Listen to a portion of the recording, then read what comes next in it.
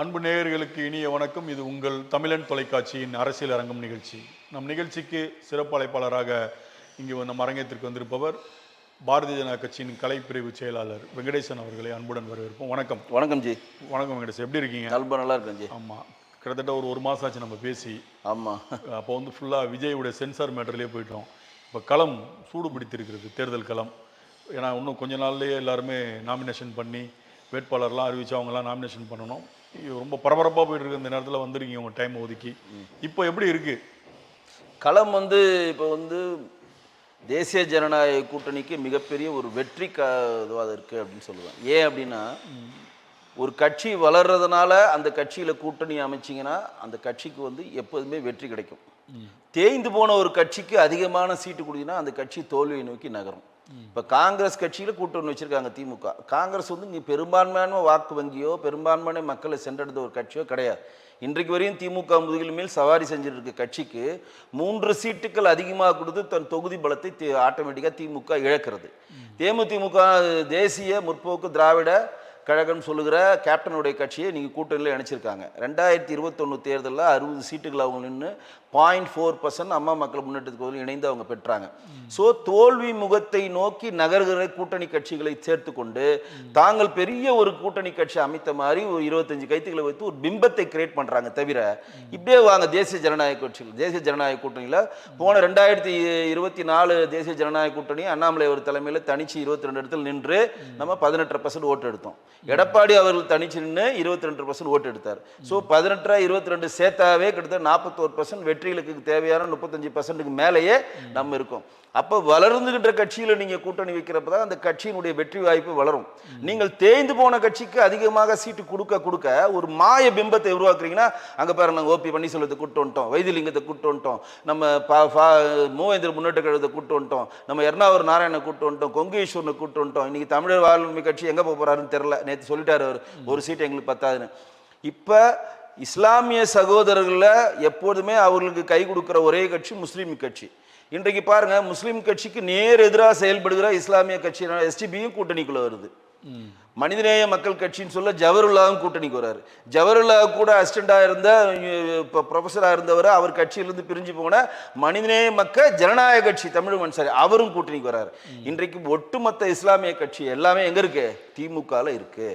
அப்ப இந்த திமுக இதை எப்படி செக்ரட்டேட் பண்ணும்? இப்போ முஸ்லீம் லீவுக்கு 3 சீட்டுக்கு பதில் 2 சீட்டு கொடுத்துட்டாங்க. ஜவஹர்லா 4 சீட்டு கேட்டார், 2 சீட்டு கொடுத்தாங்க. ஜவஹர்லா மனிதநேய மக்கள் கட்சி போன வாட்டி உதயசூரியன் சின்னத்தில் நின்னதுனால அவங்க கட்சியினுடைய சின்னமும் பறி போயிடுச்சு, அவங்களுக்கு அங்கீகாரமும் இல்லை. இப்போ மறுபடியும் அவங்க உதயசூரியன் தான் நிற்கிறாங்க. ஸோ இவங்க எப்படி தேர்ந்தெடுக்கிறாங்கன்னா, வேற பிராண்ட்ல கொள்கையே திமுக கொள்கையை வைத்திருக்கின்ற மாற்று கட்சியை சேர்ந்த வேறொரு தலைவர்களை உதயசூரிய சின்னத்தில் இன்சிஸ்ட் பண்ணி பேரு தான் வேற பேர். இப்போ மனிதநேய மக்கள் கட்சின்னு சொல்ல ஜவஹர்லா கட்சியோ முஸ்லீம் லீக் கட்சி ஏணியில் நிற்கிறாங்க. ஸோ அதை நம்ம சேர்க்கக்கூடாது. எஸ்டிபிஐ கட்சிக்கு ஒரு சீட்டு கொடுத்தாலும் உதயசூரியன் தான் கொடுப்பாங்க. அப்போ உதயசூரியன் சின்னத்திலே தொடர்ந்து நீங்கள் நின்னீங்கன்னா, அப்போ எடப்பாடி அவர்கள் ஒரு மீட்டிங்கில் சொன்னார் பாருங்க, நாங்கள் எல்லாம் ஒரே கொள்கை உடையவர்கள் முக ஸ்டாலின் ஒரு மீட்டிங்கில் சொல்கிறதா எடப்பாடி அது பதில் சொல்கிறாரு. ஒரே கொள்கை உடையவர் மாண்புமிகு முதலமைச்சர் சொல்லிட்டு இருக்காரு. அப்புறம் எதுக்கு தனித்தனியாக நிற்கிறீங்க? எல்லாம் ஒரே கூட்டா ஒரே கட்சியை இணைச்சிட வேண்டியதானே. ஒவ்வொரு கட்சிக்கும் ஒரு சித்தாந்தம். இப்போ நாம் தமிழர் கட்சியா தமிழ் தேசியம், பிஜேபியா பொது உடைமை, இது இந்துத்துவா பற்றிய ஒன்றும் சித்தாந்தம், கம்யூனிஸ்டா பொது உடைமை, ஏடிஎம்கேவா எம்ஜிஆர் அண்ணாவுடைய இதே டிஎம்கேக்கு திராவிடன் மாடல் அப்படின்னு சொல்கிறாங்க.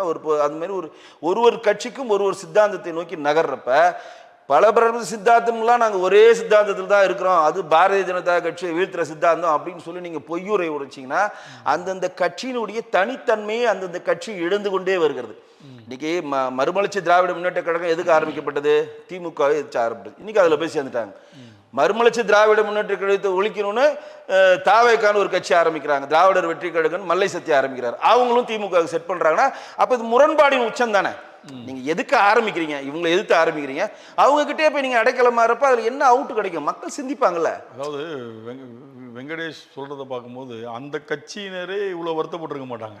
நீங்க இவ்வளவு வருத்தப்படுறீங்க, அவங்க ஏன் இப்படி இருக்காங்க அப்படின்னு பெரிய ஆச்சரியமா இருக்கு. இல்ல அவனை வருத்தப்படல. நான் எதுக்கு சொல்லனா, ஒரு காலத்துல வந்து மக்களிடம் வந்து கட்சியினுடைய சின்னமோ வேட்பாளரோ மற்ற விஷயங்களோ கொள்கைகளோ கொண்டு போய் சேர முடியாத ஒரு சூழல் ஒரு காலத்துல இருந்துச்சு. இன்னைக்கு டிஜிட்டல் வேர்ல்ட்ல சாதாரண பையன் எதுக்கு மறுமலர்ச்சி திராவிட முன்னேற்ற கழகம் நான் 5 சீட்டு கொடுத்தாங்க, அதுல ஒரு சீட்டு தான் அவர் வந்து தனி சின்னத்தில் நிற்பார், 4 சீட்டு உதயசூர் நிற்கிறாங்க. கட்சி இணைச்சிடலாமே, உங்களுக்கு கொள்கை என்ன? அவங்க பிரச்சனை இல்லைங்க. நான் கேட்க அது இந்த வார்த்தையை மாண்புக்கு முதலமைச்சர் சொன்னதுனால எடப்பாடி அவர்கள் பதில் சொன்னார். நாங்கள் எல்லாம் ஒரே கொள்கை உடைய கட்சிகளா இருக்கிறோம்னு சொன்னா, தனித்தனி கொள்கை இல்லாம காங்கிரஸுக்கும் உங்களுக்கும் ஒரே கொள்கைனா அப்ப ஒரே சின்னத்தில் நின்று போயிடலாமே, தேவையில்லையே. இப்ப வந்து ஏடிஎம்கேவும் பிஜேபியும் தேசிய ஜனநாயக கூட்டணி முடிச்சிடலாம். ஏடிஎம்கேவும் தேசிய ஜனநாயக கூட்டணியும் பிஜேபி நம்ம கூட்டணியில் இருக்கிறோம். ஆனா ஏடிஎம்கே கொள்கையும் பாரதிய ஜனதா கொள்கையும் ஒரே கொள்கையா? இன்னைக்கு நீட் வேணாம்னு ஏடிஎம்கே சொல்லுது, இன்னைக்கு நீட் இருக்கு, சரிங்களா? இருமொழி கொள்கை தான் எங்களுக்கு வேணும், நாங்கள் மும்மொழி கொள்கை ஒத்துக்க மாட்டோம் அப்படின்னு சொல்லி அஇஅதிமுக சொல்லுது. ஆனால் இருமொழி கொள்கை தான் பிஜேபி. அப்போ நம்ம எதில் சேரனா குறைந்தபட்ச செயல் திட்டத்தில் ஒன்று சேர்றோம், அவ்வளோதான். சில முரண்பாடுகள் இருக்கு.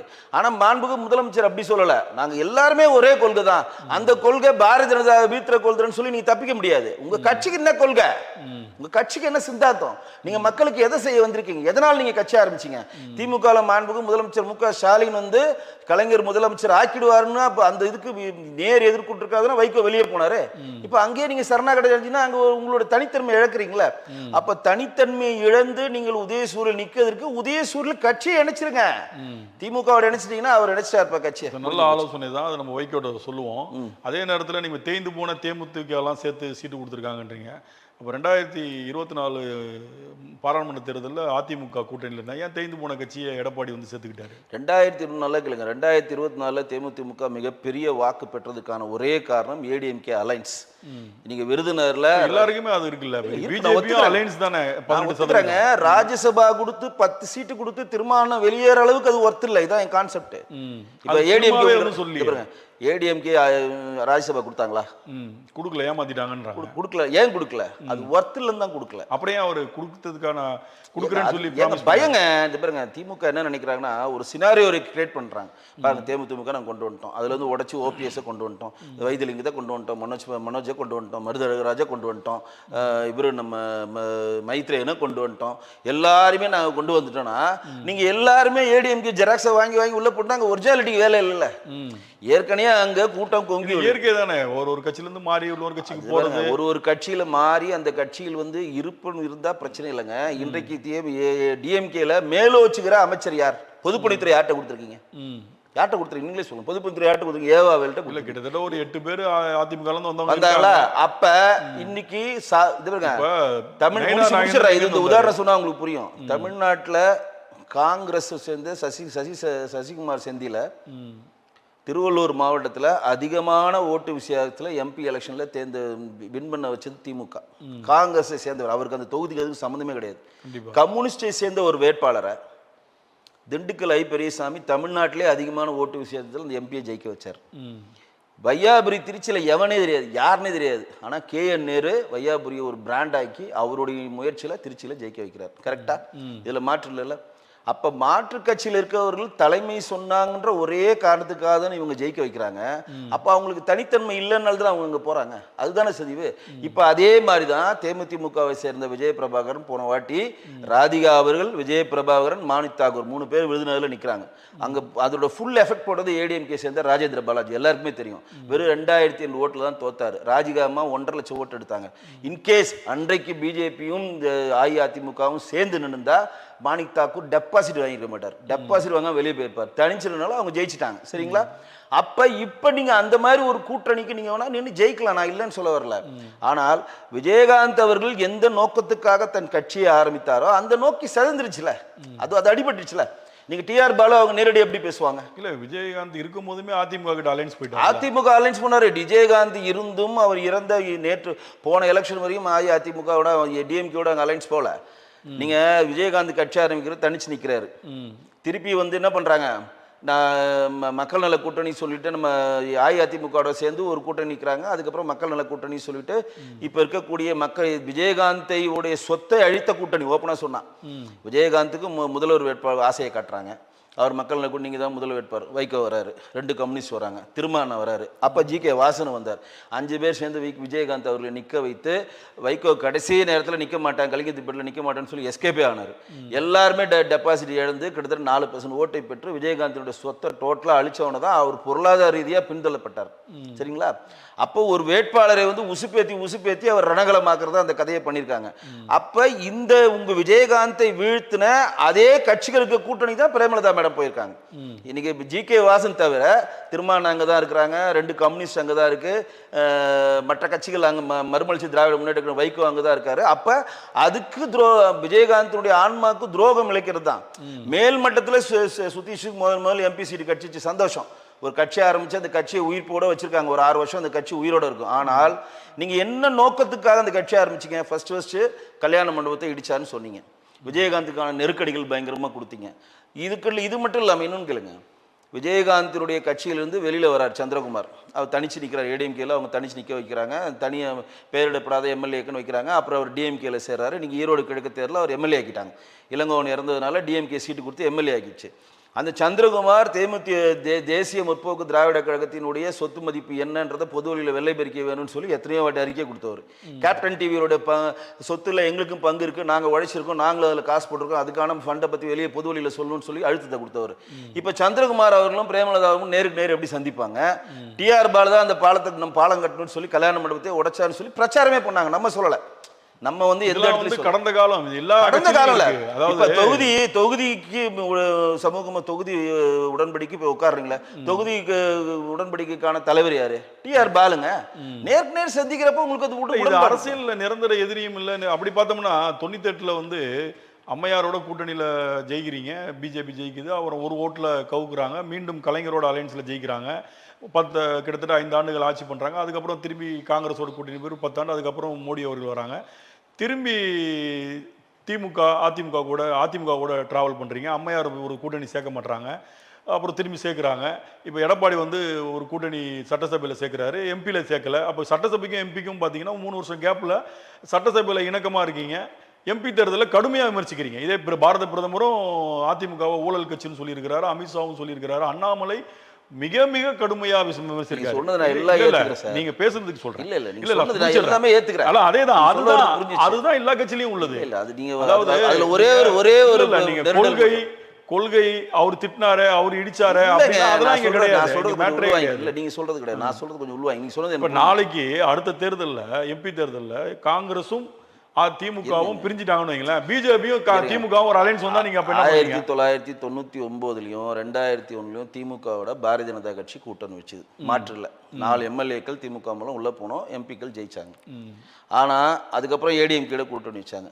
தன்னுடைய இந்துத்துவ கொள்கையில் இருந்தும் எதனா ஒரு கொள்கையிலிருந்து பிஜேபி விலகுச்சா? நான் சொல்றது ரொம்ப ஒரு சிம்பிளான வேர்டு. இல்ல, யாருமே அவங்க கொள்கையில இருந்து விலகு. ரைட்டா வந்துட்டீங்களா? காய்ட்டு வந்துட்டீங்களா? தேமுதிமுகவோட கொள்கை என்ன? அவங்க கொள்கை நீங்க அவங்கள்ட்ட தான் கேட்கணும்.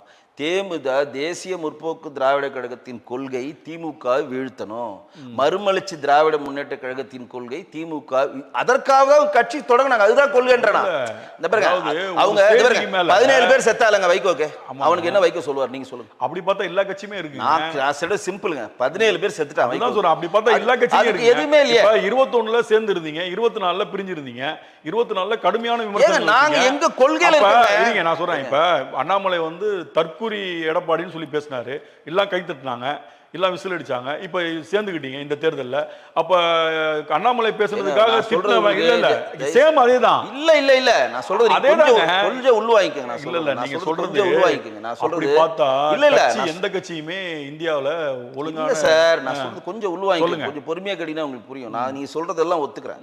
அலைன்ஸ்ல இருந்தாங்க, வெளியே போனாங்க, திருப்பி அதெல்லாம் வந்து தேர்தலுக்கான கூட்டணி, தேர்நிலவு கூட்டணி, கொள்கைக்கான கூட்டணி தான் நான் கேட்கறது. கொள்கை என்ன?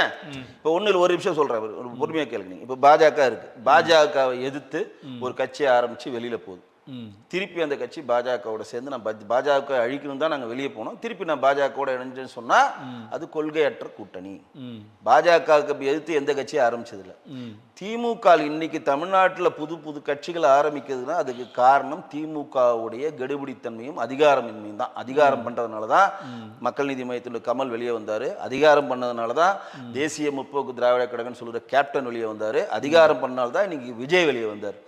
அப்போ நீங்கள் கொள்கை என்னன்னா இந்த கட்சியை வீழ்த்தணும்னு வெளியே போயிட்டு திருப்பி தாயகத்தில் எழுந்த மாதிரி பிஜேபி வீழ்த்தணும்னு பிஜேபியிலேருந்து வெளியில போய் திருப்பி தாயகத்தில் எழுத ஒரு கட்சியை சொல்லுங்க. நீங்க எதனா ஒரு கட்சியை சொல்லுங்க. பிஜேபியில நிறைய பேர் வேற கட்சி சேர்ந்திருக்காங்க. நான் சொல்றது கட்சி தனி கட்சிங்க. நான் யாரோ ஒருங்க அப்படி பாத்தீங்கன்னா அம்மையார் இனி மோடியுடன் கூட்டணியே இல்லை, நான் இருந்தாலும் இறந்தாலும் நீங்க அந்த கட்சியோட கூட்டணியே போக கூடாதுன்னு பேசின சம வீடியோக்கள் இன்னைக்கு வரைக்கும் இருக்கு.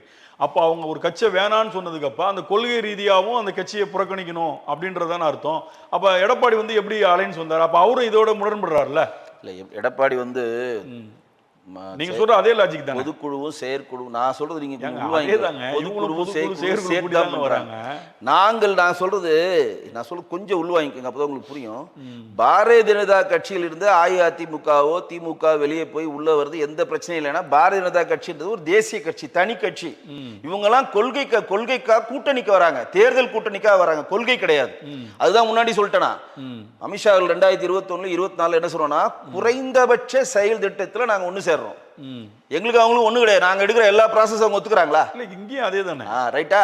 ஆனா நீங்க இந்த கட்சியை வீழ்த்திருந்தா வெளியே போறீங்க. அப்படிதான் மறுமலர்ச்சி திராவிட முன்னேற்ற கழகமும் தேசிய முற்போக்கு திராவிட முன்னேற்ற கழகம் இந்த ரெண்டு கட்சி மட்டும் தான் பிரச்சனை பண்றேன். வேற யாரையுமே நான் சொல்ல மாட்டேன்னா இந்த கட்சியை வீழ்த்தணும்னு ஆரம்பிக்க கட்சி திருப்பி அங்க போறதுனால கீழே உள்ள அவங்க தொண்டர்கள் ஜெல் ஆகிறது கஷ்டம். இதான் அவங்க பிரச்சனை தானே. இது நம்ம பேசி அப்படி கிடையாதுங்க. நீங்க என்ன போயிட்டு இருக்கிறதுக்காக இல்ல. வைகோ வெளியே வந்தாரு, எதிர்க்கணும்னு வந்தாரு, எல்லாம் ஓகே, தனி கட்சி ஆரம்பிச்சாரு, அவரு போனாரு வந்தாரு. அப்புறம் ஒரு காலகட்டத்துக்கு அப்புறம் மீண்டும் முடியல வந்துட்டாரு.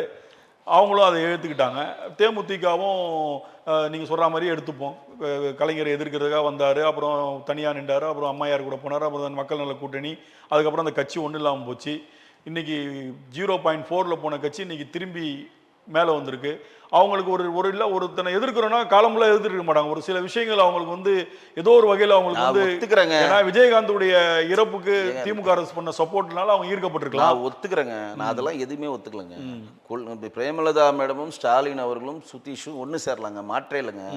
கீழே இருக்கக்கூடிய ஓட்டு போற தொண்டர்கள் மிங்கிளாக மாட்டாங்கன்னு தான் என் பதிவு. இல்ல அது உண்மைதானுங்க. ஏன் அப்படின்னா 21 அஇஅதிமுகவும் திமுகவும் ஒரு பிரச்சனை வரப்ப எம்ஜிஆர் அவர்கள் என்ன சொல்றாருன்னா யார் அஇஅதிமுக தொண்டர்ல அவங்களாம் பச்சை குத்தணும் கையில. இன்னைக்கு ஓபிஎஸ் வெளியே போனார்ல, எல்லா கேட்டில் இருக்கக்கூடிய ரெட்டையிலை உடைச்சாரு, அந்த வண்டியில் இருக்கக்கூடிய ரெட்டையிலை தூக்குனாரு, ஜெயலலிதா படத்தை தூக்குனாரு, எல்லாம் ஸ்டாலின் படத்தை வச்சாரு. நான் கேட்குறேன் ஓபிஎஸ்க்கு இந்த வாயிலாக நீங்கள் எவ்வளோ பண்ணாலும் அன்னைக்கு எம்ஜிஆர் சொன்னதை நீங்கள் ஃபாலோ அப் பண்ணி அஇஅதிமுக கூடிய ஓபிஎஸ் பச்சை குத்தானே அழிச்சிருவாரு. அதை ஒன்று. தன்னுடைய ரெண்டாவது மகன் ஃபர்ஸ்ட் பையன் பேர் என்னது? ரவீந்திரநாத் தாக்கூர் ரவீந்திரன் வச்சிருக்காரு, ரவீந்திரநாத் தாக்கூர் பேரை வச்சிருக்காரு. ரெண்டாவது பையன் ஜெயபிரதீப், ஜெயலலிதா பேர் வச்சிருப்பார். இப்போ ஸ்டாலின் பிரதீப்னு மாற்றி வச்சுப்பாரா? அப்படி பார்த்தா யாருமே நான் கேட்கறதுல கேளுங்க.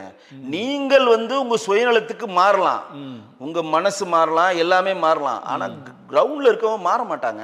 அதனாலதான் பச்சை குத்தி இருந்தா நீங்க அழிப்பீங்களா? இது நீங்க கேக்குற கொஸ்டின் அது அவங்களோட பிரச்சனை சார். நான் அந்த தொண்டர்கள் உங்கள்ட்ட குறை சொன்னாங்க, அவங்க போயிட்டாங்க சார்.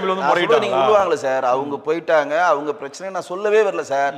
அவர் வளமா இருக்காரு, இருக்கட்டும். நான் சொல்றது அவர் பேச்சை கேட்கிற தொண்டர்கள் மாற மாட்டாங்க.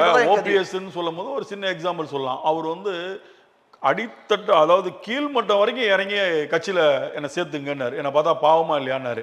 அதுக்கு அப்புறமும் நீங்க சேர்க்கலன்னா அவரு ஒரு பொசிஷன் எடுத்தானே ஆகணும்.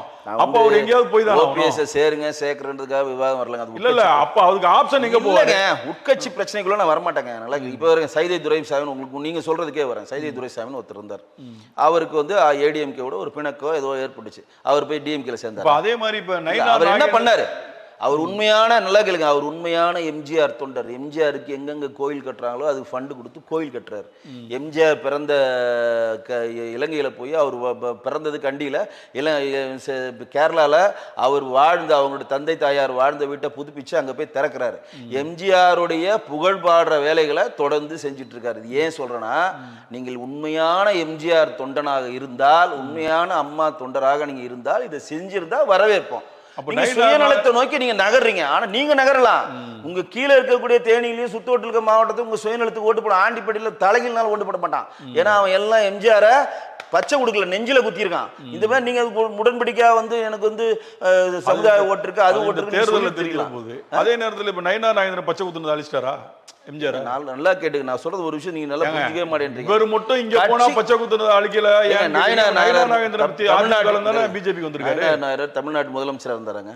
ஏங்க முதல்வர் இதெல்லாம் அவர் ஒரு அமைச்சரா முதலமைச்சரா இருந்தாரா? நான் கேட்கறது முதலமைச்சர்னா யாரு? ஏங்க அது கரெக்ட் தாங்க. கொத்தளத்துல 3 முறை கொடியேத்தினவருங்க ஓபிஎஸ். நீங்க அவரை போய் நயினாரோட ஒப்பிடுறீங்க. அப்ப நயினார்ன்றது ஒரு அமைச்சருங்க. அமைச்சர் வேற, முதலமைச்சர் தலைமை அமைச்சர் தான் முதலமைச்சர். பச்சை குத்திட்டாரு. இப்ப எப்படி திமுக இருக்காருன்னா இவர் எப்படி பிஜேபியில இருக்காரு? சரி, நீங்க உங்க கூட்டுக்கே வரேன். இப்ப ஏடிஎம்கே எங்க இருக்கு? அலைன்ஸ் இருந்தா பரவாயில்லன்றீங்களா? ஏங்க ஏடிஎம்கே எங்க இருக்கு? அப்ப 20 நயினார் வந்து இன்னைக்கு வரையும், இப்ப லாஸ்டா மதுரையில் இதுல நடந்துச்சு, திருச்சியில் நடந்த ஃபங்க்ஷன்ல வரையும் எம்ஜிஆர் பாடல்கள் தான் மேல ஒலிக்கிறார். ஸ்டாலின் அவர்களும் சொல்லியிருக்காரு, நான் எம்ஜிஆர் ஆட்கள் தான் எனக்கு பிடித்தவர், நான் எங்க போனாலும் எம்ஜிஆர் பாட்டு தான் கேட்பேன். நான் சொல்றது என்னன்னா, இரண்டு இதுலயுமே அந்த இது இருக்கு. இதுல மட்டுமே நம்ம முரண். நீங்க வந்து நாயனார் வந்து போக்குவரத்துறை அமைச்சரா இருந்த ஒரு அமைச்சரையும் 3 முறை முதலமைச்சரா இருந்தவரை தயவு செய்து ஒப்பீடு பண்ணாதீங்க. 3 முறை இது வேற, அது வேற பார்த்து வழங்கப்பட்டது கிடையாதுங்க. இது வேற, அது வேற, விசுவாசத்துக்காக கொடுக்கப்பட்டது. அதாவது வேற வேற கிடையாது. இவரும் அதிமுகவில் ஒரு பிரபலமான ஒரு முக்கியமான பிரமுகராக இருந்தவர் தான் நயினார் நாகேந்திரன். திருநெல்வேலி அந்த மாவட்டத்தில் ரொம்ப ஒரு ஆளுமையான அவர். அதை வச்சு தான் அவருக்கு போக்குவரத்துறை அமைச்சர். எம்ஜிஆருடைய குட்வில் இருந்தவர். அதாவது ஓபிஎஸ்ஐ விட ரொம்ப குட்வில் இருந்தவர். ஏன்னா நயினார் நாகேந்திரன் சீனியாரிட்டி அமைச்சர், ஓபிஎஸ்க்கு முன்னாடி அமைச்சர் ஆகிட்டவர் எம்ஜிஆருடைய இதில். அப்படி இருக்கும்போது ஓபிஎஸ் இப்போதான் சசிகலாவால் அடையாளம் காட்டப்பட்டு அம்மாவால் அந்த பிரச்சனையில வந்து இவர் ஓபிஎஸ் நயினார்ல ஜெயலலிதா அம்மா தான் முதலமைச்சர் இது ஆக்குனாங்க, போக்குவரத்து அமைச்சர். எம்ஜிஆர் பீரியட்ல கிடையாது அவர். சாரி, நான் தப்பா இது சொல்றேன். ஏன்னா அவர் வந்து அந்த மாதிரி இருந்தவர். அவர் எம்ஜிஆர் காலத்துல இருந்து கட்சியில் இருக்காரு. அதுல வந்து இருந்தவர் நயினார். அப்போ அவரும் அந்த கேட்டகரி தானே.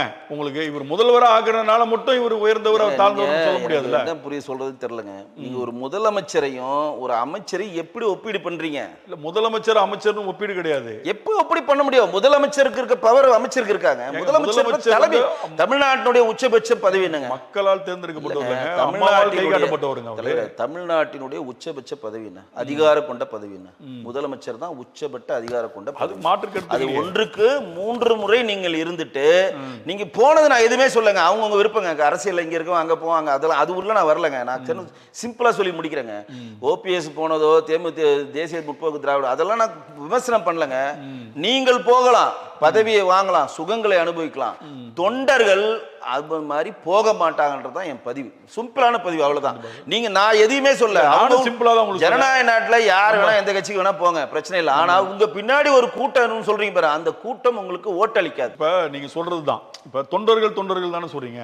இப்ப 21 தேர்தலுக்கு 24 தேர்தலுக்கும் 2 பேருமே கடுமையா விமர்சிக்கிட்டாங்கல்ல. இப்போ நீங்கள் களத்தில் இருந்தால்தான் பார்த்துருப்பீங்க.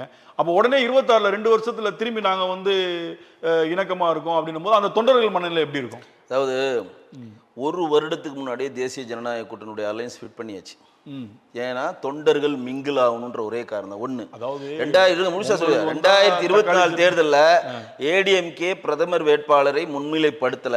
எந்த இடத்துலையும் பிஜேபி அகைன்ஸ்டா ஏடிஎம்கே பேசல. நீங்க வேணா செக் பண்ணிக்க, எனக்கு ஒரு காணொலி காட்டுங்க. யார் பிரதமர் வேட்பாளர் இல்லாம நாங்க வந்து தேர்தல் அணுகிறோம் இதோட முடிச்சுக்கிட்டாங்க தவிர எந்த இடத்துலயும் விமர்சனம் பண்ணல. அன்றைக்கு ஏடிஎம்கே என்ன நினைச்சதுன்னா, ஒருவேளை நம்ம வந்து பிஜேபியை விட்டு தனியா நின்னா நமக்கு சிறுபான்மையர் ஓட்டு கிடைக்கும் ஒரு தப்பு கணக்கு போட்டாங்க. அது ஃபெயிலியர் ஆயிடுச்சு, அவ்வளவுதான். எஸ்டிபி கட்சி சேர்ந்துட்டு பெரும் லெவலில் மாநாடு நடத்தி ஒரு சான்ஸ் ட்ரை பண்ணாங்க. அது அவங்களுக்கு கை கொடுக்கல. அப்ப நமக்கு வந்து ஜெயலலிதா அம்மாவோட கொள்கை இந்துத்துவ கொள்கை. கரசேவைக்கு முதல் செங்கல் கொடுத்தது அவங்க தான். எந்த காலத்திலும் பிஜேபி கூட்டணி ஏங்க அது வந்து ஏங்க அரசியல் ரீதியா வேறங்க. நான் சொல்றது அதுதான் சொல்றேன் விக்கி. அரசியல் ரீதியா அவங்க கூட்டணி இல்லைன்னு சொல்றது வேறங்க. தனி மனிதரா சொல்றேங்க. இன்னைக்கு ஜெயலலிதா அம்மா பேர்ல இருக்க எத்தனை பேர் இங்க வந்து மன்சோர் சாப்பிட்டாங்க தெரியுமா? எத்தனை பேர் தீ மிதிச்சாங்க தெரியுமா? தெரியுங்களா உங்களுக்கு? எத்தனை பேர் விரதம் இருந்தாங்க தெரியுமா? ஏன் மகாமகூடத்துல போய் அவங்க குளிக்கிறப்ப எல்லாம் போய் குளிக்கலையா? இங்க ஜோதிடர்களுக்கும் புனஸ்காரங்களும் தொடர்ந்து நடைபெறலையா? அது என்ன கொள்கை? அது திராவிட சித்தாந்தத்துக்கு நேர் எதிர்கொள்கை தானே. இன்னைக்கு வந்து ஜெயலலிதா அம்மையார் வந்து பெரியாரையும் தொடல, பெரியாரை பத்தி எதுவும் பேசல, அட் த சேம் ஆன்மீகத்தையும் அவங்க கைவிடல. அது வந்து அவங்க வந்து ராமர் கோயில் வந்து இந்தியாவில் கட்டாம வேற எங்க கட்ட முடியும்னு கேள்வி கேட்டவங்க. அது தனி. அது வந்து தனிப்பட்ட ஜெயலலிதா அம்மாவோட நம்ம வில்லிங். நான் சொல்றேன், நீ தயவுசெய்து இப்போ கூட முதல்வருடைய மனைவி பாத்தீங்கன்னா அவங்க போகாத கோயிலே இல்ல. அது அவங்களுடைய தனி. அதுல வந்து எதுவுமே விமர்சனம் பண்ணல. அதான் சொல்றேன், ஏன்னா அது அவங்களுடைய தனி. அதே மாதிரி தான் அம்மையார் வந்து பிறந்த நாள்னாலே தங்கத்தேர் தான் இருப்பாங்க. முதலமைச்சரும் உதயநிதிட்டு நாங்க ஏன் விமர்சனம் பண்றோம்னா, துர்கா ஸ்டாலின் அம்மையார் வந்து கோயிலுக்கு போறத வரவேற்கிறோம். துர்கா அம்மையாருக்கு நான் ஓட்டு போட்டு அவங்க தேர்ந்தெடுக்கல. ஆனா மாண்புக்கு முதலமைச்சரை நான் ஓட்டு போட்டு தேர்ந்தெடுத்தேன்.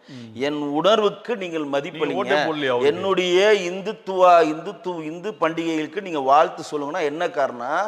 உங்களை என்ன பிடிக்குதோ பிடிக்கலையோ முதலமைச்சர் நீங்க இருக்கீங்க.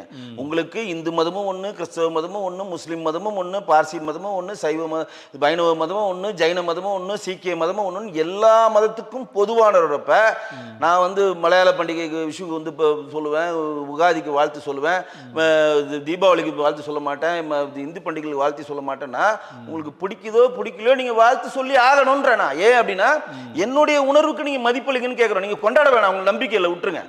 அது நான் உள்ள வரல. இப்ப துர்கா அம்மாவுக்கு நம்பிக்கை இருக்கு, அவங்க போறாங்க, நம்பிக்கை இல்லை, பிரச்சனை இல்லை. ஆனா நம்பிக்கை இல்லைன்னு திமுக தலைவராக இருக்கக்கூடிய முதலமைச்சர் மு.க. ஸ்டாலின் சொன்னா பிரச்சனை இல்ல. தமிழ்நாட்டின் முதலமைச்சர்னா நீங்க சத்தியப்பிரமாணம் செய்றீங்க பாருங்க, எல்லா மதத்திற்கும், எல்லா மொழிக்கும், எல்லா இனத்துக்கும், எல்லா ஜாதிக்கும் நான் பொதுவான ஆளா இருப்பேன் சத்தியப்பிரமாணம் பண்ணி தான் நீங்க பதவி வைக்கிறீங்க. அப்ப ஒரு கண்ணில் வெண்ணையும் ஒரு கண்ணில் சுண்ணாம்பு வைக்காதீங்க. ஒண்ணு, உங்களுடைய சொந்தமான தொலைக்காட்சியில விடுமுறை தினத்தை விட்டு இந்துக்களுடைய புண்ணில் ரணமா குத்தாதீங்கன்னு தான் நம்ம சொல்றோம். வேற எதுவுமே கிடையாது. அது ஒரு வாழ்த்து சொல்லிட்டு போங்க, அவ்வளவுதான். உங்களுக்கு பிடிக்கத விடுங்க, உங்களுக்கு பிடிச்சோ அது நான் வரலங்க. இஸ்லாமிய பண்டிகைகளுக்கு நான் கஞ்சி குடிப்பேன், இதுக்கு கிறிஸ்தவ மக்களுக்கு போய் நான் கேட்க வெட்டுவேன். ஆனா இந்து பண்டிகைகளுக்கு வாழ்த்து சொல்ல மாட்டேன்றது அது உங்களுக்கு பிடிக்கலன்றது எனக்கு பிடிக்குது, புரியுது. நான் அது உள்ள வரல. ஆனா நீங்கள் வந்து முதலமைச்சராக இருந்தால் நீங்கள் வாழ்த்து சொல்ல வேண்டியது கட்டாயன்ற, அவ்வளவுதான். கண்டிப்பா நீங்க சொல்ற விஷயம் கரெக்டா. அதே முதல்வர் ஆட்சியில தான் 3000 கோயில்களுக்கு குடமுழுக்கு பண்ணியிருக்கிறாங்க. யார் காசுல பண்ணாங்க? யார் காசுல பண்ணாங்க? அப்ப மத்திய அரசு யார் காசுல பண்ணுது? நல்லா கேட்டுக்கங்க. தமிழ்நாடு மத்திய அரசுல கோயில் எல்லாம் பண்றது இல்லைங்க. ஒரு நிமிஷம் நான் சொல்றது உள்வாங்க. அவங்க திட்டங்கள் பண்ணா அது யார் காசு? அவங்க பாக்கெட்ல இருந்து உள்வாங்க. தேர்தல் மேனிஃபெஸ்டோல இருக்கு. நான் சொல்றது கேளுங்க. நீங்க சொல்றது 3000 கோயிலுக்கு யாரு காசோ அது ஆட்சிக்கு வரவங்க அந்த காசை எடுத்து தவறான பதிவு பண்ணாதீங்க. தவறுலாம் கிடையாது. நீங்க தேர்தல் மேனிஃபெஸ்டோல நான் சொல்ற கேளுங்க. நீ சொன்ன பதில் எனக்கு கேள்வி புரிஞ்சிச்சு. தேர்தல் மேனிஃபெஸ்டோல இந்து சமய அறநிலையத்துறையை முன்னேற்றத்திற்கு டெவலப் பண்ணுவதற்கு 1000 கோடி ரூபாய் தமிழக அரசு பணம் ஒதுக்கப்படும். ஆமா, நிறைவேற்றல. ரைட்டா? தமிழ்நாட்டில் இருக்கக்கூடிய கோயிலில் இருக்கக்கூடிய அறநிலையத்துறை இருக்கக்கூடிய பணத்தை எடுத்து நான் வந்து கும்பாபிஷேகம் பண்ணேன். கும்பாபிஷேகம் பண்றதுக்கு தான் ஒரு டிபார்ட்மெண்ட், அதுக்கு தான் ஒரு அமைச்சர், அதுதான் ஒரு வேலை. இது என்ன சாதனை? இல்லங்க, தீபாவளிக்கு வாழ்த்து சொல்லாதவரே எதுக்கு செய்யணும்? செய்யாம இருந்திருக்கலாம். செய்யறாங்க. இது என்ன சாதனை? செஞ்சாலும் உங்களுக்கு சாதனை இல்லன்னு அவர் வேலை இல்ல. சொல்லனா வாழ்த்து ஏன் சொல்லணும்னு கேக்குறீங்க. சொல்றீங்க உள்வாங்க. நீங்கள் தமிழ்நாட்டில் 2021 ஆட்சிக்கு வந்தீங்களா? 2025 முடிக்க போதா? இதுக்கு முன்னாடி 10 வருஷம் தமிழ்நாட்டுல, சரி நீங்க வந்து 10 வருஷம் கூட வச்சுங்க. தமிழ்நாட்டுல இது 2021 இருந்து 2025 வரையும் ஒரு இந்து கோயிலை இந்த அரசாங்கம் கட்டி இருக்கிறதா? 161 இந்து கோயிலை இடித்திருக்கிறது. இடித்து 160 கேட்ட கோர்ட் ஆர்டர். சர்ச்சை போய் இடிறானா நாங்க இடிக்க மாட்டோம். சர்ச் இடிக்கப்பட்டிருக்கு. சர்ச் இடிக்கலங்க. நான் சொல்றேன் 23 சர்ச் வந்து ரோட் விரிவாக்கத்துக்காக இல்ல என்டின் டேட்டா இருக்கு. இன்னைக்கு வரையும் ஸ்டே இருக்கு ஒரு சர்ச்சுக்கு. 23 இன்னைக்கு வரையும் போலீஸ் பாதுகாப்பு தருது. 23 சர்ச் வந்து ரோட் விரிவாக்கத்துக்காக இடிக்கப்பட்டிருக்கு. நான் சொல்றது ரோட் விரிவாக்கலாம் கிடையாது. ஏதோ இடிக்கப்பட்டிருக்கு. கோர்ட் ஆர்டர் மசூதி 17 மசூதிகள் நான் பார்க்கல. 160. சரி, நீங்க உங்க இதே வச்சுக்கிறோம். நீங்க அறநிலைத்துறை கவர்மெண்ட் பணம்ன்றீங்க. அது அறநிலைத்துறை கவர்மெண்ட் பணம் கிடையாது, அறநிலைத்துறையோட பணம். அறநிலைத்துறை அவங்களுக்கு கீழே தானங்க இருக்கு. நல்லா கேளுங்க, அறநிலைத்துறைன்றது உண்டியல் காசுல நாங்க போடுற பணத்துல ரன் பண்றது தவிர தமிழக அரசினோட ஃபண்ட் 5 பைசா உள்ள வராது. நல்லா புரிஞ்சுங்க. ஒண்ணு ஃபர்ஸ்ட். ரெண்டாவது, அங்க போடுற எல்லா ஃபண்டுமே மக்கள் கட்டுற கிடையாது, தப்பா புரிஞ்சுக்காதீங்க. அறநிலைத்துறையில நீங்க உண்டியல்ல போடுற காசு 100 ரூபாய், புருஷா சொல்ல விடுங்க, அப்பதான் உங்களுக்கு புரியும். 100 ரூபாய் போட்டீங்கன்னா 15 ரூபா நிர்வாக செலவுக்கு தான் நீங்க எடுத்துக்கணும். நல்லா கேளுங்க. அங்க இருக்கக்கூடிய ஆபீசரு, கூட்டுறவங்களுக்கு, பெருக்கிறவங்களுக்கு, மற்ற பூஜை புனஸ்காரத்துக்கு 15%. மிச்சம் 85% எங்கமா போடணும்? வைப்பு நிதியா வைக்கணும். அப்படி இல்லாட்டி கோயில் விரிவாக்கத்துக்கும் கோயிலுக்கான செலவுகளை மட்டும்தான் பண்ணுன்றது சட்டம். நீங்க வழக்கு இருக்கு, அதுக்கு தெரியும், வழக்கு இருக்கு. நீங்க என்ன பண்றீங்க? என் வீட்டு கபாலீஸ்வர் பணத்தை எடுத்துன்னு போயிட்டு குளத்தூர்ல காலேஜ் கட்டி திறக்கிறீங்க, நீங்க வழக்கு போயிட்டு இருக்கு. நான் கமர்ஷியல் பில்டிங் கட்டுற திருவண்ணாமலைன்றீங்க, வழக்கு போயிட்டு இருக்கு. எல்லா இடத்துலயும் வழக்கு போயிட்டு இருக்கு. எங்கேயுமே வழக்கு இல்லாம. ஏன் தெரியுமா? நீங்கள் 2021 25 வரைக்கும் 1000 கோடி ரூபாய் தர நீங்க தரல. பூசாரிகளுக்கும் அங்க இருக்கக்கூடிய மற்றவர்களும் ஓய்வூதிய திட்டத்தை அதிகப்படுத்துறோம், ரிட்டையர்மெண்ட் ஃபீஸ் அதிகப்படுத்துறோம், சம்பளத்தை அதிகப்படுத்துறோம் சொல்றோம், பண்ணல. ரெண்டாவது, கும்பாபிஷேகம் பண்ணன்னு சொல்லிட்டு அங்க இருக்கக்கூடிய அறநிலைத்துறை பணத்தை எடுத்து நான் இலவச திருமணம் பண்ணி இலவச திருமணம் பண்றேன்னு போடுறீங்க. அந்த இலவச திருமணம் பண்ற விஷயத்தை யார் போட்டோ போடுறீங்க? கடவுள் மறுப்பு கொள்கை இருக்கிற மாண்பு முதலமைச்சர், துணை முதலமைச்சர் போட்டோவை கோயில்ல போடுறீங்க. எப்படி இப்ப இதுல வச்சாங்க பாருங்க, இதுல காந்திபுரத்துல பெரியார் ராஜாஜி சிலையை எடுத்துட்டு பெரியார் சிலையை வைக்கிறான் பிள்ளையார் கோயில் ஏத்து மாதிரி வெறுப்பேற்றத்துக்கு. ஒருத்தர் உணர்வுக்கு மதிப்பளிங்கன்னு சொல்றோம். நான் உங்க கொள்கை என்ன வேணா வச்சுங்க, எல்லாருக்கும் ஒரு கொள்கை. நீங்கள் கடவுள் மறுப்பு கொள்கையில் இருப்பீங்க, நான் கடவுள் ஏற்கும் கொள்கிறோம். ஒருத்தர் நாத்திகர் அது உள்ள வரல. மற்றவர்களுக்கு உணர்வுக்கு மதிப்பளிக்க வேண்டியது மாண்புக்கு முதலமைச்சருடைய கடமை. அறநிலைத்துறை என்ன சக்சஸ் பண்ணாலும் 3000 கும்பாபிஷேகம் பண்ணா 4000 இது பண்ணலாம், அது அவங்க வேலை. அறநிலைத்துறை சிஎம்டி டிபார்ட்மெண்ட் வேலை என்ன? பொதுப்பணித்துறை வேலை என்ன? செய்யணும்ல. அந்த வேலை வேலை செய்யாம என்னங்க பண்ண முடியும்? நீங்க தமிழக அரசின் பணத்திலிருந்தோ சேகர் பாபு அவர் பணத்திலிருந்தோ மாண்புக்கு முதலமைச்சர் பணத்திலிருந்து செஞ்சிருக்கீங்களா? எந்த பணத்துல இருந்தும் பிஎம்மும் செய்யறது இல்ல, மத்திய அமைச்சரும் செய்யல. எல்லாமே மக்களோட வரி பணம் தான். அதாவது நீங்க இந்துக்களுக்கு எதிரான கட்சின்ற மாதிரி சொல்றீங்க இல்லையா?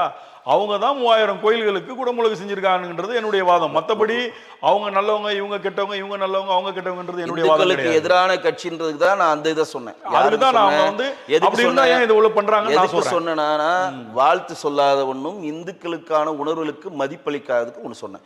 இன்றைக்கு இருக்கக்கூடிய மேட்டூர் டேம் திறக்கிறதுக்கு இங்க இருந்து மாண்பு முதலமைச்சர் தனி பிளைட் பிடிச்சி அங்க போறாரா? டேம் திறக்கிறதுக்கு போறாருல. இங்க இருக்க நீங்க சொல்றீங்க இவ்வளவு கும்பாபிஷேகம் பண்ணிருக்கேன், அதை பண்ணி எதனா ஒண்ணுல முதலமைச்சர் கலந்துருக்காரா?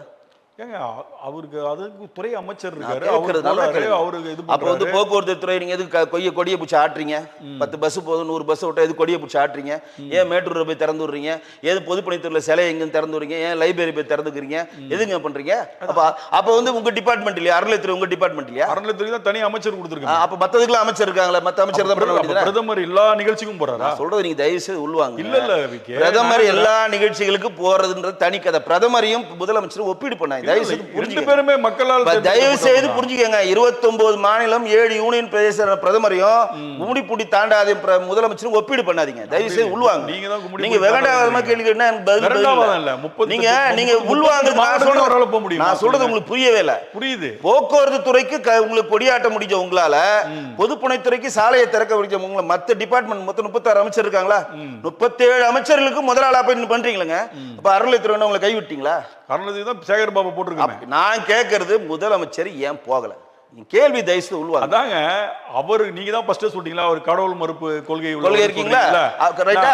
அப்ப முதலமைச்சரா இருக்கவரு கடவுள் மறுப்பு கொள்கை இருந்தாலும் அவர் போணும் இல்ல. நான் கடவுள் மறுப்புல இருந்தாலும் கடவுளுக்கான செய்ய விஷயம் கரெக்டா செய்யுங்க, அதுக்கு தனியா ஒரு அமைச்சரை போட்டு செய்ய சொல்றாரு. அதுதாங்க இந்துக்களுக்கு எதிராக முதலமைச்சர் இருக்காருன்னு பதிவு செய்யறாரு. நீங்க நான் சொல்றதாங்க நீங்க மாத்தி சொல்றீங்க. இந்துக்களுக்கு எதிராக அரசாங்கம் இருக்கிறது, இந்துக்களுக்கு எதிராக உதயநிதி அவர்கள் இருக்கிறாருன்றதாங்க பதிவு. நீங்க சொன்ன மாதிரி சொன்னா மின்சார வாகனம் தொடங்கி வைக்கிறதுக்கு உதயநிதி முண்டி அடிச்சுட்டு போறாரு. கோயிலில் நடக்கக்கூடிய சபபந்தி விருந்துக்கு ஏன் முதலமைச்சர் வரமாட்டேன்றாரு? கோயிலில் நடக்கிற இலவச திருமண நிகழ்ச்சிக்கு ஏன் முதலமைச்சர் வரமாட்டேன்றாரு? அப்ப கோயில் பேரை சொல்லி அந்த ஃபண்டை எடுத்துட்டு போய் வெளியில விழா வச்சு அதுக்கு வராருன்னா அப்ப இந்துக்களுக்கு எதிராக முதலமைச்சர் இருக்காரு தானே உண்மை. அப்ப நோம்பு துறக்க நிகழ்ச்சியில ஒண்ணுல கூட பிரதமர் கலந்துக்க மாட்டாரு. நல்லா கலந்துருக்காரு, போய் பாருங்க. ஏங்க நீங்க எடுத்து பாருங்க. இந்த வாட்டி கிறிஸ்தவ பெருமக்களை நேரடியா போய் சந்தி கிறிஸ்தவ பேராயர்களை வர வச்சு பண்ணாங்க. நோம்பு திறக்கணும்ல என்ன பண்ண மாட்டாருன்னா அவர் அந்த இது போட மாட்டாரு, மேல அடிக்கிற அந்த அங்கி போட மாட்டார் அவர். அது மட்டும் உண்மை, நானே பார்த்திருக்கேன். அந்த இடத்துல இப்ப நம்ம நம்மளாம் அதை பார்க்க மாட்டோம், டக்குன்னு ஒரு குலாவை போட்டு உட்காந்து கஞ்சி குடிப்போம். நானும் அந்த மாதிரி பண்ணியிருக்கேன். ஆனா மாண்புமிகு பிரதமர் அந்த உடையை நோக்கி நகர மாட்டார். அதுதான் நான் பார்த்த விஜய் வந்து உங்க அலையன்ஸ்க்கு ஒரு வாரம் வர மாட்டார். யாரு? விஜய் தான் அறிவிச்சிட்டாங்களே நேத்து தனியா நிக்க போறாரு. சிபிஐ வழக்கு கூப்பிட்டப்ப 2வது 3வது சம்மனுக்கு அவர் பிஜேபிக்கு வர போறாருன்னு பரபரப்பா இருந்துச்சு. 234 தொகுதியும் தனித்து நிக்க நீ வேட்பாளர் பட்டியல இப்ப கொண்டு வந்துட்டாங்க. பெரம்பூர்ல நிக்க போறாரு, ஆர்கே நகர்ல நிக்கிறாரு, 2-3 நாளாவே போட்டாங்க. புசியானந்த டி நகர் நிக்கிறான்னு பண்ணி 60 பேரை செலக்ட் பண்ணிட்டாங்க. கொடுங்கையூர்ல வேலை போயிட்டு இருக்கு விஜய்க்கு. கொடுங்கையூர்ல வந்து எம்எல்ஏ இது தேர்தல் அலுவலகத்துக்கான பணிகள் போயிட்டு இருக்கு. தனிச்சு நிக்க 60 பேரை வந்து லிஸ்ட் இன்னைக்கு சாயங்காலம் வந்துடும். தனிச்சு நிக்க போற நீங்க தந்தியோட ஹெட்டிங் நியூஸே அதாங்க.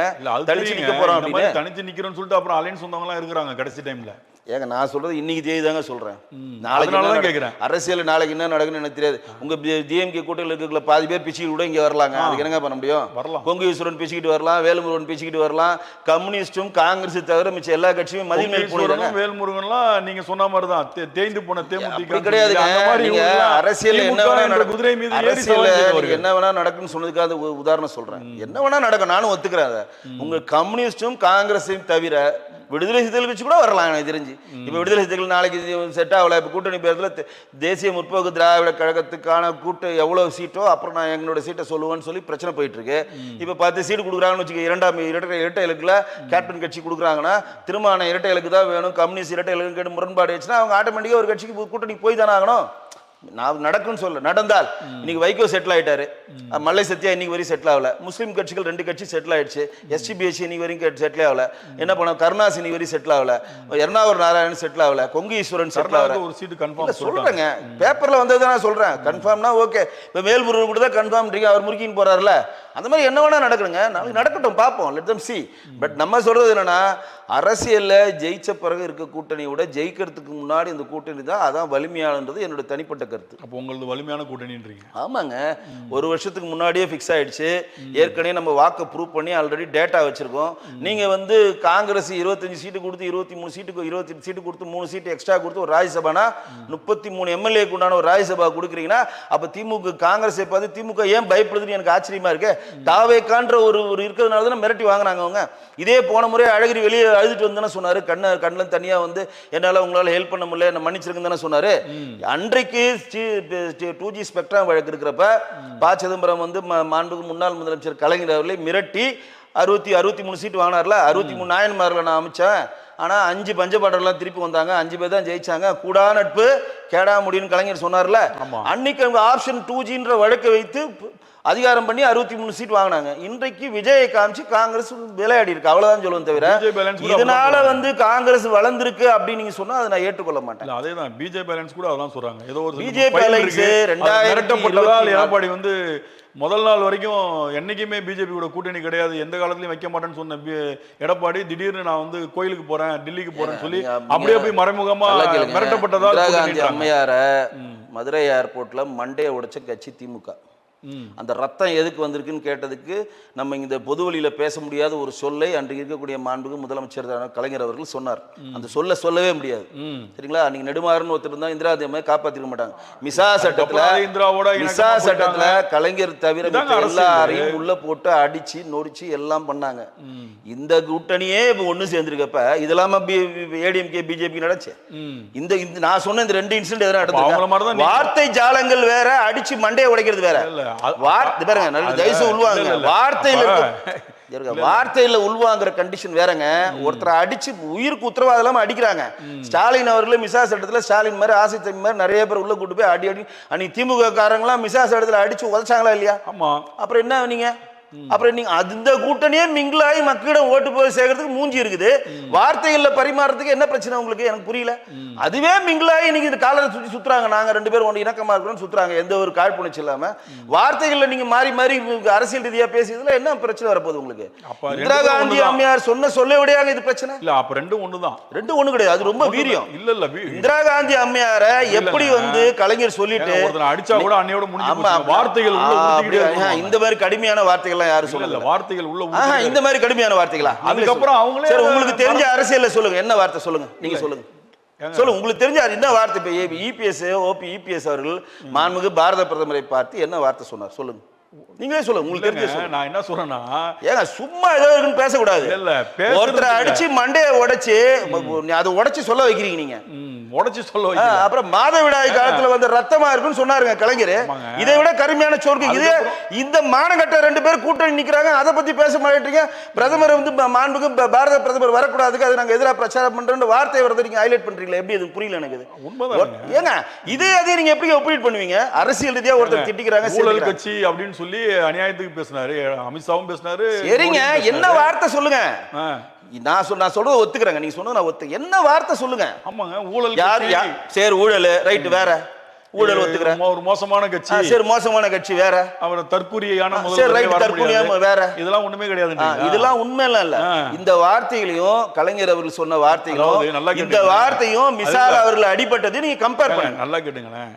2 வருஷத்துக்கு முன்னாடி நடந்த விஷயமும் 50 வருஷத்துக்கு முன்னாடி நடந்த விஷயத்துக்கும் நிறைய வித்தியாசம் இருக்கு. அது அவங்களே மறந்து கூட்டணி பல தேர்தல் போயிட்டாங்க. சரி உங்களுக்கே பதில் சொல்றேன். நீங்க ஒரு லேட்டஸ்டா கேட்கணும், உங்களுக்கு லேட்டஸ்டான பதிலே சொல்றேன். ஈழப்போர் நடக்கிறப்ப என்ன நடந்துச்சிங்க சொல்லுங்க. என்ன நடந்துச்சு சொல்லுங்க. திமுகவும் காங்கிரஸும் கூட்டணியில் இருந்த ஈழப்போறப்போ 1.5 லட்சம் தமிழர்கள் கொண்டு குவிச்சாங்களே. இன்னைக்கு ஒரு அவசர அவசரமா ஒரு உண்ணாவிரத ஒரு படம் காட்டி கலைஞர் 3 மணி நேரத்தில் முடிச்சார்ல, அது வரையும் கூட மன்னிச்சிருவோம். பிரபாகரன் கொள்வதற்கு மூல காரணத்தில் இருந்த கூட 2 கட்சிகளும் இந்தியாவில் இருக்கு ரைட்டா. அந்த இழப்போர் வெற்றி வாழ்க்கையில ராஜபக்சே ஒரு விருது கொடுக்குறப்ப இப்ப கூட்டணியில் இருக்கக்கூடிய திமுகவும் திருமாவளவனும் போய் கலந்துக்கிட்டு அந்த வெற்றி வாய்க்கான பரிசு வாங்கிட்டு வந்தாங்களா? தமிழ் கிடையாது. இங்க இருந்து போனது வந்து வேற குழு, அது வெற்றிக்காக நின்று வந்தாங்க அவர்கிட்ட. அப்ப நீங்க வரலாறு படியில தானே? இல்ல படிச்சிருக்கேன் நானு. ராஜபக்சே அவர்கள் அந்த போரில் வெற்றி அடைந்ததுக்காக, போரில் உதவி செய்தவர்களுக்காக நடந்த பார்ட்டில கனிமொழி அவர்களும், நீங்க திருமாவளவன் சொல்றதே கேளுங்க, உங்க வீடியோ எடுத்து பாருங்க. கனிமொழி அவர்களும் திருமாவளவனும் போய் நேரடியா பரிசு புள்ளானது விமர்சனம் ஆறப்ப திருமாவளவன் என்ன சொன்னார்னா, நான் வாங்கல திணிச்சிட்டாரு என் கையில ராஜபக்சேன்னு கொடுத்த வீடியோ இருக்கு, தயவுசெய்து பாருங்க. நான் என்கிட்ட திணிச்சிட்டாரு. கூட்ட மீட்டிங் கிடையாது, அது வேற ஒரு குழுவா போனதுதான் அது. சரி ரைட் விடுங்க. ரெக்கார்ட் வச்சிருக்கேன், நான் படிச்சிருக்கேன், அதனாலதான் சொல்றேன். நான் என்ன சொல்றது தெரியல. இல்ல நீங்க என்ன சொல்றீங்கன்னா, பிரபாகரனை கொன்னது அப்புறம் ஒரு வெற்றி விழா வச்சாரு, அதுக்காக திமுக இவங்க எல்லாம் போனாங்கன்றீங்க. பிரபாகரன் வந்து இறப்புக்கு பிறந்து நடந்ததா இறப்புக்கு முன்னாடி நடந்தது? இறப்புக்கு அப்புறம் நடந்த விஷயம். என்னங்க நீங்க புதுசா சொல்றீங்க? நீங்க என்னதான் முட்டு கொடுத்தாலும் வராதுங்க. அது முட்டு கொடுக்கலங்க, இருக்கிறது திமுக காரரா, ஆனா இங்க செல்லுபடி ஆகாது. நான் படமா காட்டுவேன், பொய்யெல்லாம் கிடையாது, படமா காட்டுறேன். காமிங்க. பரிசு பொருள் வாங்கினது உண்மையா? உண்மைதாங்க. ஏங்க ஒரு நாட்டுக்கு போகும்போது ரைட் சரி உங்களுக்கே வர சரி அது வெற்றிக்கே சரி விடுங்க. நீங்க சொல்றதுக்கே வர வெற்றிக்கே அவங்க போல, எதுக்கு நீங்க போறீங்க? ஏங்க ஒரு குழுவை கூப்பிடுறாங்க, அந்த குழு எதுக்கு அந்த குழு எதுக்கு எந்த குழுக்கு போனாங்க? என்ன மீனவர்கள் பிரச்சனைக்காக பேச போறாங்க. மீனவர்கள் பிரச்சனைக்காக பேச போறாங்க. மீனவர் பிரச்சனைக்கு ஸ்டேட்ல குரூப் என்ன பண்ணோம்? போலாமே. என்ன பண்ண சொல்லுங்க, உங்களுக்கு தெரிஞ்ச கான்ஸ்டிடியூஷன் சொல்லுங்க. நீங்க ஏங்க மீனவர் பிரச்சனை இரு நாட்டு பாதிக்கப்படுறாங்க, இரு நாட்டு பிரச்சனை. எம்பி கனிமொழி எம்பி அப்பெல்லாம் போறப்பெல்லாம் கனிமொழி எம்பி கிடையாது, அவங்க எம்பி கிடையாது. இல்லங்க திருமாவளவன் எம்பி கிடையாது, கனிமொழி எம்பி கிடையாது, ரெண்டு பேருமே எம்எல்ஏ தான். அப்ப எம்பி கிடையாது. நீங்க வரலாறு எடுத்து பாருங்க. கனிமொழி எங்க எம்எல்ஏ ஆனாங்க? கனிமொழியும் கிடையாது, திருமாவளவனும் கிடையாது. திருமாவளவன் எம்பி நான் சொல்லவே இல்லையே. அப்புறம் இப்ப சொன்னீங்களே நீங்க கனிமொழி தான் எம்பின்னு சொல்றேன். கனிமொழி அப்ப எம்பி எனக்கு அது சரியா தெரியல, அது தெரியல எனக்கு ஞாபகம் இல்ல. ஆனா ஈழ பிரச்சனைக்காக பேச போனாங்களா இல்ல எதுக்கு போனாங்கன்ற வரலாறு உங்களை பாத்துக்கங்க. ஒண்ணு. ரெண்டாவது, இன்றைக்கு பரம எதிரியாக ஒருத்தரை வீழ்த்தினாருன்ற நம்ம ஒரு கோட்பாடுகிறப்ப அந்த நாட்டுக்கு சென்று அவசியமாக பரிசு பொருள் பெற வேண்டிய தேவையில்லைன்றதான் என் பதிவு. இப்ப நாங்க இது சொல் பொருள் பேசும் பொருள் ஆயிடுச்சுல. அது இது மாதிரி ராஜபக்சே கூப்பிடுறாரு ஒரு குழு, நாங்க போக மாட்டோம். நாங்க வந்து போக மாட்டோம், ஏன்னா எங்க தமிழர்களை கொண்டு குவிச்ச அதிபர் போக மாட்டோம். திரும்ப கேட்டா இல்ல என் தமிழ் என்னோட ஈழத்தமிழர்களை கொண்டு குவிச்சவரை அவரால் வந்து நாங்க வீர பிரபாகரன் எழுந்திருக்கோம், நாங்க போக மாட்டோம்னு சொல்லியிருந்தா இப்ப நம்மளும் இதை பத்தி பேச வேண்டியதில்லை. அது என்ன குழுவா இருக்கட்டும், அந்த தமிழ் இந்தியாவே முன்னேற்ற பாதையில கொண்டு போற விஷயமா கூட இருக்கட்டும், அது உள்ள வர விரும்பல. ஆனால் போய் பரிசு பொருள் பண்ணதுதான் இப்ப பேசும் பொருள் ஆகும். பேசும் பொருள்ன்றது ஒரு நாட்டுக்கு அபிதேவர் கூப்பிடும் போது சபை நாயகங்கிறது அதை வாங்குறது, அந்த இடத்துல போயிட்டு போனதே தப்புன்றேன். நீங்க சபை நாகரிகம் போயிட்டீங்க, பரிசு வாங்குறது தப்பு, போனதே தப்புன்ற போக கூடாது தானங்க. நீங்க நம்மளுடைய பரம எதிரியா நம்மளுடைய மேதகு பிரபாகரனை கொண்ட ஒரு கோஷ்டியோட நீங்க எப்படிங்க போவீங்கன்னு தாங்க என் பதிவு. நீங்க போனதே தப்புன்ற, நீங்க பரிசு வாங்குறது பெரிய மேட்டர்ல. ஒருத்தர் வந்து கையில ஒண்ணு திரிச்சா தூக்கி அடிச்சுட்டுலாம் வரதில்ல, மேடை நாகரிகம் நமக்கும் தெரியும். போனதுனால நடந்தது, போகிக்க வேண்டிய தேவையில்லை. இன்னைக்கு பேசும் பொருள் அது அவ்வளவுதான். ஆனாலும் இன்னும் அந்த இலங்கை மீனவர்கள் பிரச்சனை முடியவே இல்லையே. ஒரு பிரச்சனையும் போயில்லைங்க இலங்கை மீனவர்கள, ஒரு பிரச்சனையும் கிடையாது. இன்றைக்கு வரையும் இலங்கை கூட மீனவர் காரைக்கால்ல பிரச்சனை வருதுன்னா 16 அதுக்கு மூல காரணம் கச்சத்தீவை திமுகவும் காங்கிரசும் தாரை எவ்வளவு வார்த்தது. நாளைக்கு இதையே சொல்லிட்டு அதுதான் உண்மை. கச்சத்தீவை தாரை வாத்திட்டீங்க. சரி, நீங்க 15 வருஷம் ஆச்சு வந்து கச்சத்தீவு அப்படி நீங்க இன்டர்நேஷனல் வந்து உடனடியாக ஏதாவது ஒரு ஆர்டர் போட்டு வாங்க வேண்டியதானே கச்சத்தீவை திருப்பி? தாரவாத்த பிரச்சனையால தான் இன்னைக்கு வரை மீனவர்களுக்கான தொடர் ஆகலாம். இங்க மீனவர் ஒரு பிரச்சனையை சமாளிக்கிறாங்கன்னா 2000 அப்பன்னா நான் அப்படி கூட கேள்வி கேட்பேன். 2004 இருந்து 2011 காங்கிரஸ் திமுகவும் தேனிலவு தானே இருந்தாங்க. தாரவாத்த தூக்கிட்டு வர வேண்டியது கச்சத்தீவை. இன்டர்நேஷனல் ரூல்ஸ் இருக்குங்க. நீங்க நினைக்க மாதிரி டாப்புங்கெல்லாம் தூக்க முடியாது. ஆனா தூக்கி அன்னைக்கு இந்திரா காந்தி கொடுக்குறப்ப இவர் தூங்கிட்டு தான் இருந்தார் மாண்பு முதலமைச்சர். இருக்கும்போது ஒரு ரூல் இருக்கும்போது அதை திரும்பி வாங்குறதுக்குன்னு ஒரு ரூல் அதாவது இருக்கு. தூக்கி கொடுக்கும் போது தூங்கிட்டு இருந்துச்சா இல்லையா திமுக? அதான் என் பதிவு. முதல்ல அந்த பதிவை உள்வாங்குங்க. சென்ட்ரல் திமுக கவர்மெண்ட் தூங்கிட்டு இருந்துச்சா இல்லையா? அன்னைக்கு இந்திரா காந்திக்கு திமுக பயந்துட்டு இருந்துச்சா இல்லையா? பயந்துட்டு வழக்கு சர்க்காரிய கமிஷனை பார்த்து பயந்துட்டு இருந்துச்சா இல்லையா? காவேரி மேலாண்மைக்கான அந்த வழக்கை நீங்க வந்து ரெனியூவல் பண்ணணும்னு கேட்கறப்ப இந்திரா காந்தி சொன்னாங்கன்னு ஒரே காரணத்துக்கு ரெனியூவல் பண்ணாம தானே காவேரி பிரச்சனை தொடர்ந்து வந்துச்சு. இதெல்லாம் திமுக தமிழ்நாடுக்கு செஞ்ச துரோகங்க. அதை பத்தி சொல்லலாம். தனி ஆர்டர் போட்டுமே காவேரி வந்து பிஜேபி கவர்மெண்ட் இருக்கும்போது தண்ணி திறந்து விட மாட்டாங்க, காங்கிரஸ் கவர்மெண்ட் இருக்கும்போது தண்ணி திறந்து விட மாட்டாங்க. 117 டிஎம்சி தண்ணீர் இன்றைக்கு வரையும் கர்நாடகாவில் திறந்து விடப்பட்டிருக்கிறது. காவேரி மேலாண்மை அது அதை வந்து இன்னைக்கு வரையும் ஆப்ஷனாக பார்த்துக்கிட்டு தான் இருக்கிறோம். இல்லாட்டி இங்க டெல்டால முப்போகம் விளையாது சார், முப்போகம் விளையாது டெல்டால. இன்றைக்கு வந்து தண்ணீரை பெற்ற மாநிலமா இருக்கும். நம்ம மழை பெஞ்சி நிறைஞ்சிதான் உதிரி நீர். அது நீங்க கர்நாடகா கேட்டுக்கங்க. கர்நாடகால உங்க காங்கிரஸ் ஆட்சி நடக்குது. உங்களுடைய முதலமைச்சர் வச்சு கேளுங்க. உங்க ஃபேவர் முதலமைச்சர் வச்சு ஆட்சி இல்லைங்க. ஆமாங்க, கர்நாடகால உங்க கூட்டணி ஆட்சி கேட்டுக்கங்க. நான் சொல்றது இன்னைக்கு வரையும் காவேரி மேலாண்மையும் தண்ணி திறந்திருக்கான ஊர்ஜிதம் பண்ணிட்டு இருக்கு. 117 டிஎம்சி இன்னைக்கு வரையும் வந்துட்டு இருக்கு. எங்கேயுமே அறிக்கை நான் பார்க்கல இந்த வாட்டி தண்ணி வரலன்னு பார்க்கல. எக்ஸஸாவும் வந்துட்டு இருக்கு. அது வேற இது. இன்னைக்கு எக்ஸஸா வராம படுக்கு தான் மேகதாது அணையை கட்டுறான்றான். 117 தானே அக்ரிமெண்ட்ல போட்டிருக்கோம். நம்ம எக்ஸஸா நிறைஞ்சு போச்சுன்னா, கபினி நிறைஞ்சு போச்சு, அமராவதி நிறைஞ்சு போச்சு, கிருஷ்ணா சார் நிறைஞ்சு போச்சுன்னா நம்ம வந்து தண்ணியை திறந்து விட்டு தமிழ்நாட்டில் பயனடைதே மேகதாது அணைச்சு கட்டி அணைக்கணும்ன்றாங்க. இன்னைக்கு மேகதாது அணையில கோர்ட்ல போயிட்டு அவன் அப்பீல்ல போய் அப்ரூவ் வாங்குறா. மாண்புமிகு நீர்வளத்துறை அமைச்சர் துரைமுருகன் தூங்கிட்டு தான் இருக்காரு. மாண்புமிகு முதலமைச்சர் பிரஷர் கொடுத்து தான் இருக்கும். போராட்டம் பண்ணுங்க, எழுத்து கேள்வி கேளுங்கன்னு விவசாய சங்க தலைவர் போராட்டம் பண்றாரு. PR பாண்டியன் பதில் சொல்லுங்க திமுக ஆட்சியா. கண்டிப்பா இந்த செய்தி வாயிலாக பதில் சொல்லுவோம். இவ்வளவு நேரம் உங்க நேரத்தை ஒதுக்கி நம்மளோட கருத்து மோதல்கள் ரொம்ப சுவாரஸ்யமா போச்சு. உங்க கூட்டணி வெற்றி பெற வாழ்த்துக்களை கூறி உங்க நேரத்தை ஒதுக்கி நன்றி, வணக்கம்.